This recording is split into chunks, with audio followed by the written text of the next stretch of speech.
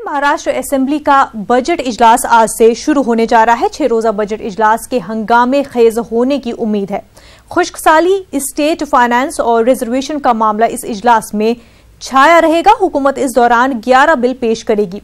फडणवीस हुकूमत का दावा है कि इसकी कारकर्दगी बेहतर है, जबकि अपोजिशन हुकूमत को कई महाज पर नाकाम बता रही है।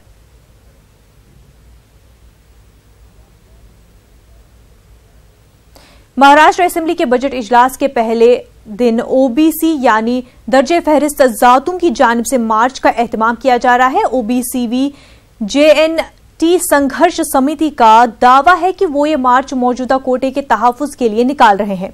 ये मार्च बाइकला से बरामद होगा और आजाद मैदान पर खत्म होगा।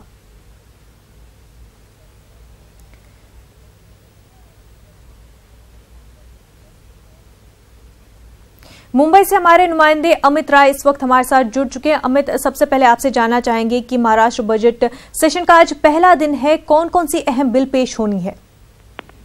देखिए, ये जो अधिवेशन है वो 6 दिन चलेगा और आज जो है इसकी शुरुआत हो गई है और ये 2 मार्च तक चलेगा। और इसके दौरान जो है 27 फरवरी को वित्त मंत्री सुधीर मुनगंटीवार जो है बजट पेश करेंगे। 28 फरवरी को बजट पे चर्चा होगी और इस सत्र के दौरान जो है 11 विधेयक पेश होंगे।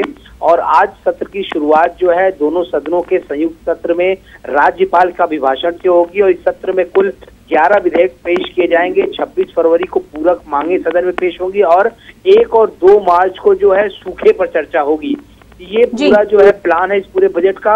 और यहाँ पर जो है ये हम समझ सकते हैं कि कांग्रेस, एनसीपी और दूसरी जो विपक्षी पार्टियां हैं वो बिल्कुल हंगामा करेंगी। उनके पास मुद्दे जो है कई सारे हैं। सूखे की मार झेल रहे किसान, रोजगार, धनगर आरक्षण, राज्य की कानून व्यवस्था जैसी चीजों को लेकर जो है सरकार की घेराबंदी हो सकती है। मंत्रियों के भ्रष्टाचार, योजनाओं के लिए भूखंड आरक्षण जैसे अन्य मुद्दों पर विपक्ष जो है हंगामा कर सकता है। चूंकि चुनाव के पहले जो है ये आखिरी सत्र है इस मौजूदा सरकार का, ये हो सकता है कि विपक्ष जो है पूरी तरीके से सरकार पे हावी हो, कामकाज न करने दे। क्योंकि हमने विपक्षी तेवर कल ही देख लिए थे कि जो पहले प्रथा रही है कि विधानसभा सत्र के एक दिन पहले जो है चाय पार्टी का आयोजन किया जाता है मुख्यमंत्री देवेंद्र फडणवीस की तरफ से। उस चाय पार्टी का बहिष्कार जो है विपक्ष ने किया। उनका साफ तौर पे कहना है कि पुलवामा में इस तरह का अटैक हुआ, हमारे कई शहीद मारे गए और आप जो है यहाँ पर चाय पार्टी का आयोजन कर रहे हैं। तो देवेंद्र फडणवीस ने ये जवाब दिया कि ये चाय पार्टी एक प्रथा है, ना ही कि कोई पार्टी हो रही है। तो हमने विपक्ष के तेवर कल ही देख लिए थे और ये अंदाजा लगाया जा सकता है कि आज से शुरू होने वाले सत्र में विपक्ष पूरी तरीके से अन्य मुद्दों को लेकर सरकार को घेरने की कोशिश कर सकता है।